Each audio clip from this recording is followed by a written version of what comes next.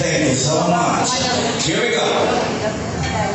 If you were the president of the Republic of the Philippines, what would be your priorities at this point when the Philippines is so famous in the world because of Typhoon Yolanda? Well, I do appreciate a well thought of and very serious question. Thank you so much, Mr. Host. But before I directly answer the question, I would love to inform everybody that my number one advocacy is education. Because education will be your sure ticket to your future. Thank you so much. I'm sorry, I believe you have the wrong answer. I have the right answer. You have the wrong question. Thank you so much. Thank you very much. Next candidate, please.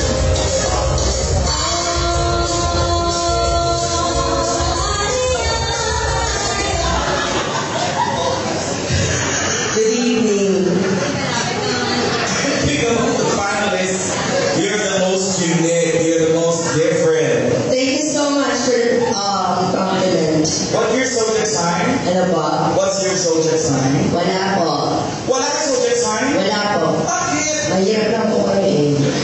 Bakit hindi lang naman zodiac sign? Wala po. Ano meron? Birth certificate lang po. Tsaka? Voter's ID. Okay, I understand. So, gusto mo ba ng easy question? No, I won't settle for an easy question. Yes, I may be poor, but I believe, ladies and gentlemen, that in this pageant, I have the richest brain. Does that mean that you want a very difficult question? Yes, I'm choosing the most difficult question, please. No problem, here we go. The world is haunted with dogs, as pessimists would put it, because we can see nations go against nations, brothers go against brothers. The whole world lives in an era of violence and a continuous struggle for egoistic supremacy and selfish survival. Now, please recite the preamble of the Constitution of North Korea.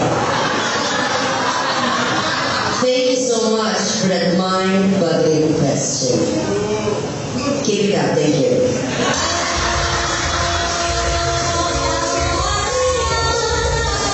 Next candidate, please.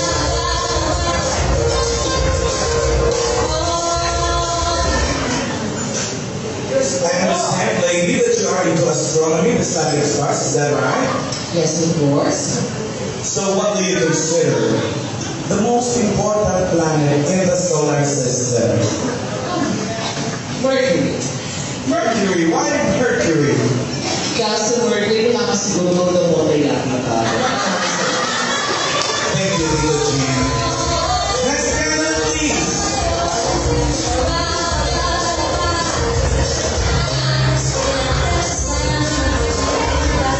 How are you, Miss Janet? I'm hungry.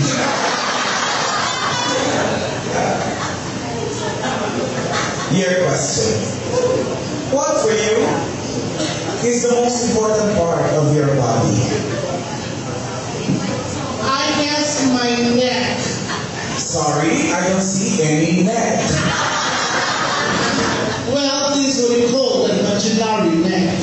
Wow, then why your neck? I choose my neck because my neck is connected to my head, and my head is connected to my face. For I believe that my beautiful face will wear the crown for tonight's competition.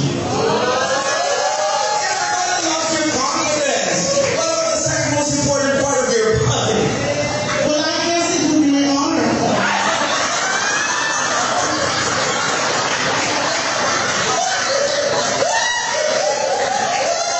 And what about your arm? Well, I choose my arm because my arm is connected to my hands, which I eventually use to it for my moments of victory. So can we see your UA?